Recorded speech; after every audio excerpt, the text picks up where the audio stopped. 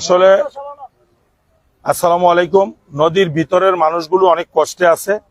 বাইরে অংশে আপনারা দেখতেছেন এই যে একটা সমস্যা দেখা দিয়েছিল, প্রশাসন সহ এলাকার সকল জনগণ মিলে সর্বাত্মকভাবে চেষ্টা করে যেটুকু পারা যাচ্ছে আটকানোর চেষ্টা করতেছে।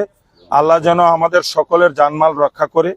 গোমতী নদীর পানি আপনার এখনো যেটা জনগণ বলতেছে সবাই যে এটা এখনো আপনার বৃদ্ধি পাচ্ছে। তো আমরা ইনশাল্লাহ এই অনেক বছর পরে এই পানির একটা অনেক বিপদ সীমার উপরে দিয়ে যাচ্ছে। মানুষের মধ্যে একটা আতঙ্ক বিরাজ করতেছে। মানুষের পাশে সকল লোকজনই আসলে দাঁড়াচ্ছে, মানুষ স্বইচ্ছায় কাজ করতেছে এবং প্রশাসনকেও সহযোগিতা করব। প্রশাসনেরও সুদৃষ্টি আছে এবং মানুষও প্রশাসনকে সহযোগিতা করতে চাচ্ছে। নেতাকর্মীরা সহ সকল দলের লোকজনই আছেন, বিশেষ করে সবাই যার যার তৌফিক অনুপাতে চেষ্টা করতেছে সহযোগিতা করার জন্য।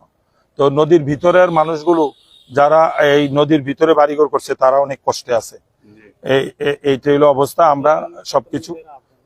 আমরা সবকিছু আপনার দেখতেছি।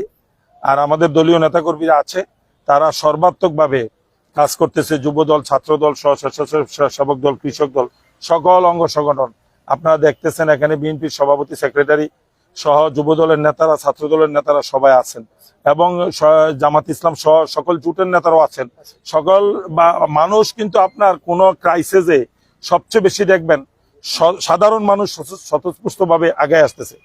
ছাত্ররাও মার্শাল্লাহ দেখলাম যেভাবে দেশ স্বাধীন করছে, ছাত্ররাও কাজ করতেছে। সবার জন্য দোয়া। আসসালামু আলাইকুম।